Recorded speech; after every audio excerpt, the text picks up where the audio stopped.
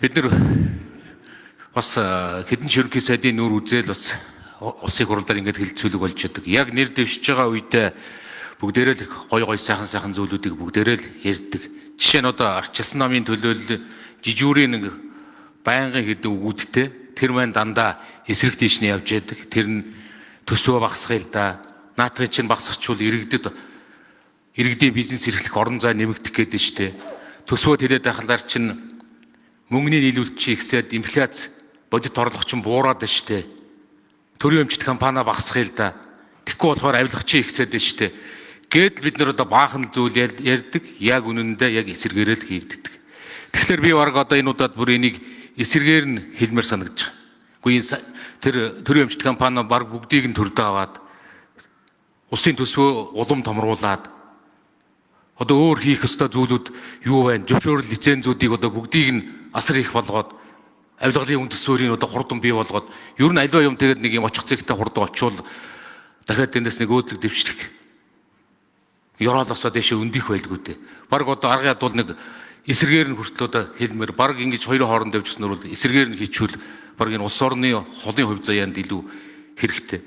Зөвхөн энэ засаг захиргаа гэхэд явсаар бид нар бүгдээрээ гой сайхан зүйл ярьдаг. Явсаар байгаад эцэст нь Улаанбаатар төвтөө Улаанбаатараас бүгдийг шийддэг. Энэ эрх мэдлийн төвлөрлийг дагаад автомашины төвлөрөл, хүний төвлөрөл, түгжрэл, утаа бүх нийгмийн асуудлууд нь хоримтлогдчихсон. Гэтэл бид нар ярих бүхэндээ яг эсэргээр нь гоё л ярьдаг. Тэгэхээр энийг яг энийн дээр одоо бид нар нөхцөл байдлаа хэдүүлээ одоо яаж үнэлэх юм бэ? Яг бодиттой яаж алхам хийх юм бэ? Гэдэг л ийм зүйл байна.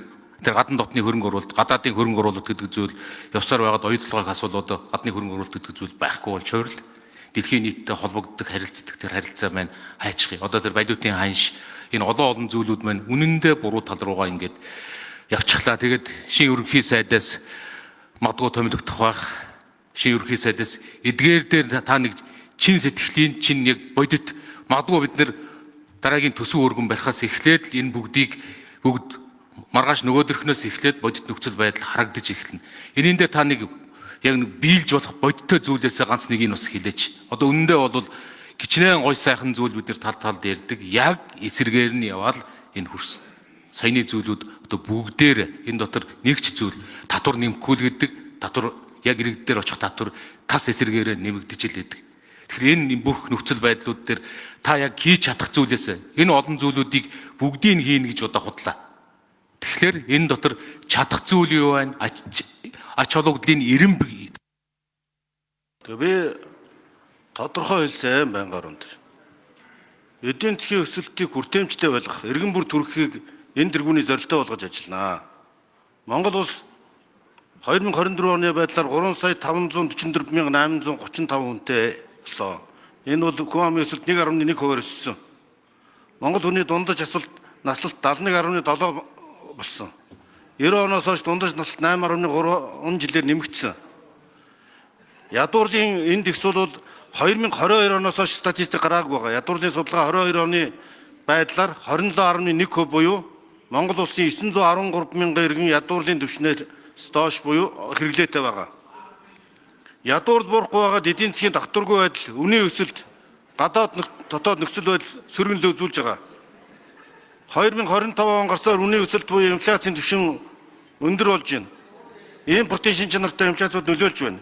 Ийм учраас энэ өсөлтийг эдийн засгийн өсөлтийг тэг шудраг хүртээмжтэй байхад нэг ялангуяа уул уургаас хэд хамааралтай эдийн засгийг төрөлжүүлж эдийн засгийн бүтцийн өөрчлөлт хийнэ. Үүний тулд татварын реформыг хэрэгжүүлнэ. Ард иргэдтэй учирч байгаа татварын дарамтыг аль болох бага болгож тансаг хэрэглээний болон хэд өндөр орлоготой иргэдэд хангуулах татварыг нэмэгдүүлж энэ татварын тэг шудраг нөхцөлийг хангаж дундаж давхаргаа дэмжих юм бодлогыг хэрэгжүүлнэ.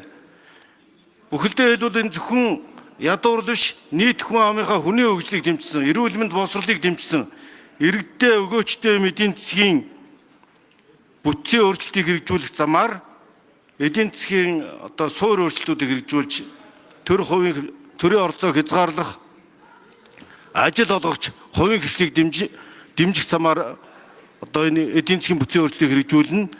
Халамжаас хөдөлмөрт гэдгийг хөдөлмөр хийж байгаа бүхнийг дэмжинэ.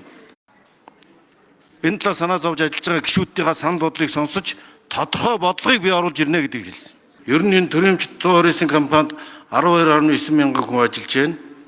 Энэ хүмүүсийн төрөмчт компаниудын аж ахуйн үйл ажиллагааг сайжруулах, төрөмчийн реформ хийж, төрөмчт компаниудын тоог 2 дахин бууруулах чиглэлээр ховчлолыг зохион байгуулах, гэрээний үндсэн дээр ашиглах, зарим ашиггүйг нь татан буулгах, хувийн хвшилт ажил үргийг шилжүүлэх хэмжээний цогц төрөмчт компани реформыг сайжруулах замаар төрийн хэд оролцоог хязгаарлах ажлын бодлогыг хэрэгжүүлнэ гэж бодож байна. За улс төрийн гадаад дотоод орчин нөхцөл хүнд байгааг хүн болгон сайн мэдж байгаа. За бид нар зөвхөн яриа зогсохгүй үндсэн хуулийн нэмэлт өөрчлөлтөөс ахуулаад зөндөө асуудлыг хамтраад шийдэж авч байгааг манай зөвтгөл гишүүн бид сайн мэдж байгаа. Гэхдээ би нэг л зарчмыг баримтлан гэдгийг онцолжлон байна. Үнэн л байхыг эрхэмлэн. Би ер нь үнэн л байхыг боддог. Бага маань ч тэр алдаа маань ч гэсэн тэр ил тод хотлоор мөгээр хавлах бучилж хотлоо ярихыг хүсэхгүй. Ийм учраас би маш тодорхой нэг зүйл хэлж байгаа нь бол ойрын хугацаанд амжуулаад эх 7 хоногт багтвал тоонууд хэцүү байна. Төсвийн тодголыг өргөн барина. Хэмнэлтийн тодгол хийн. Эндээс төрийн оролцоо төсвийн хэмнэлтийн бодлого маань тодорхой харагдана. Татварын бодлогыг ил тод шудраг эрсдэлдөөнтэй тэг шудраг байх зарчимд нийлжүүлж өөрчлөнө. Татварын бааз суурийг өргөтгөж нэг татвар төлдгөө нөт гээд одоо зарим төлдгөө зарим төлдөгийн татваруудыг нийтээрээ хамрагдсан татварын бааз суурийг өргөжүүлсэн бодлогыг шинжилнэ.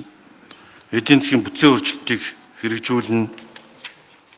Энэ бүх бодлого маань бол эхний ээлжинд хэрэгжих юм бодтой алхмууд байх болно гэдэгт эргэлзэх хэрэггүй.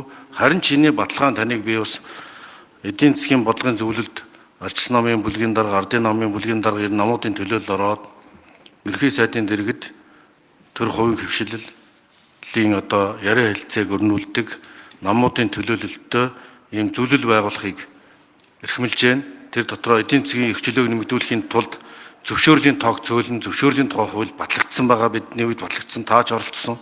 Энэ зөвшөөрлийн тухай хуулийг одоо 6 дахин багасгаж одоо дэлгүүр байгуулахад 24 зөвшөөрөл авдаг байсныг 4-5 зөвшөөрөл авдаг болгосон. Бас танхим мэрэгжлийн холбоодод тэр зөвшөөрлийг шилжүүлэх гэх мэтлэн энэ зохиц өөрчлөлт бол бизнесээ дэмжих юм бодит бодлого байх болно. Ийм учраас энэ бүх ажлуудыг ингэж тооч нуршаад айлгүй ажил хэрэг болгохын тулд бас манай тогтгорол даргач гэсэн өөрөө энд оролцоод бас энэ бизнесийн дарамт эдийн засгийн эрх чөлөө бодлогын талаар ярьдаг хүн байна. Санал бодлоо нэмэлээд ажиллаарай гэж хүсэж байна.